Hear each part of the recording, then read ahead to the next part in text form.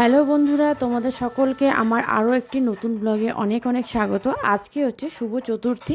প্রথমেই তোমাদের সকলকে জানিয়ে দিচ্ছি শুভ চতুর্থীর আন্তরিক প্রীতি ও শুভেচ্ছা। তো দেখো, আমরা রেডি হয়ে বেরিয়ে পড়লাম ঠাকুর দর্শনের উদ্দেশ্যে। সবার প্রথমে যেখানে চলে গেলাম সেটা হচ্ছে রবীন্দ্রনগর স্পোর্টিং ক্লাব। আমি অনেকগুলো প্যান্ডেল হপিং করেছি, সবগুলোই তোমাদেরকে একটা একটা করে শেয়ার করব। প্রথমে তোমাদের সঙ্গে রবীন্দ্রনগর স্পোর্টিং ক্লাবের পুজোটা শেয়ার করছি। পুজোটা রাজস্থানের কোনো এক মন্দিরের উপর থিমটা ওরা করেছে, দারুণ হয়েছে দেখতে। দেখো, তোমাদেরকে একটু কাছের থেকে দেখাচ্ছি। এখানে যে রাজস্থানি যে ট্রেডিশনাল ড্রেসগুলো আছে সেগুলো পরিয়ে কতগুলো পুতুল দাঁড় করিয়ে রেখেছে, বাইরে একটা বিশাল বড় উট।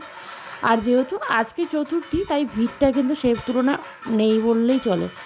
আর আমি যেহেতু ভিড় পছন্দ করি না, তার জন্য কিন্তু আমি প্রথম দিকেই পুজোটা দেখি, কারণ ভিড়ভাড়টা আমার একদমই পছন্দ না। তাই প্রথমের দিকে চলে গেছি যাতে ভিড়টা না থাকে। এবার দেখো, আমরা প্যান্ডেলের ভেতরটা ঢুকবো আর ভেতরে যাচ্ছি। আর যতটা পারছি তোমাদের সঙ্গে শেয়ার করার চেষ্টা করছি। আসলে যেহেতু বাচ্চা ছোট আমার, তোমরা তো জানোই যারা আমার ভিডিও দেখো, তাই আমার বাইরে গিয়ে একটু ভিডিও করতে প্রবলেম হয়, তাও চেষ্টা করেছি তোমাদের সঙ্গে শেয়ার করে। দেখো ভেতরটা কতটা সুন্দর। এখনও কিন্তু পুরোপুরি ভেতরে যাইনি, যে বাইরেই আছি বলতে পারো।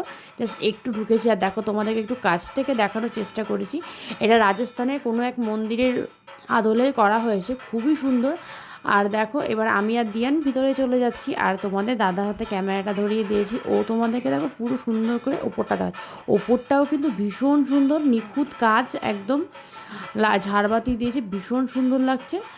আজকে যেহেতু চতুর্থী, তাই কিন্তু এতটা ফাঁকাভাবে ভালোভাবে দেখতে পারলাম। এর পরের দিন থেকে কিন্তু এতটা ভালোভাবে এই প্যান্ডেলটা দেখা যাবে না, প্রচণ্ড ভিড় হয়ে যাবে।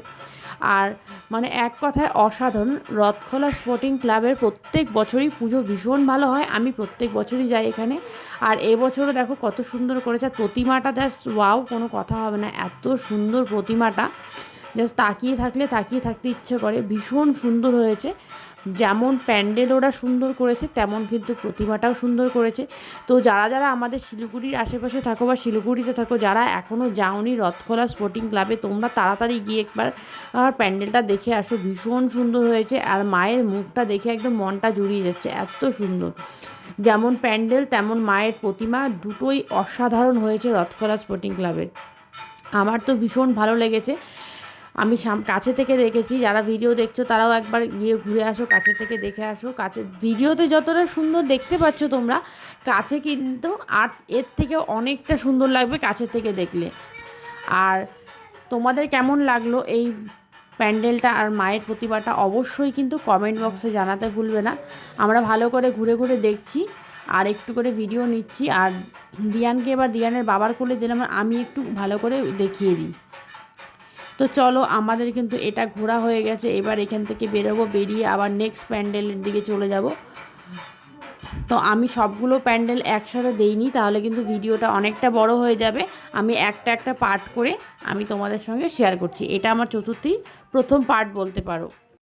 নেক্সট পার্টটা দেখার জন্য অবশ্যই চ্যানেলটা সাবস্ক্রাইব করো। আর যারা ফেসবুক থেকে দেখছো তারা প্লিজ পেজটা ফলো করে দিও।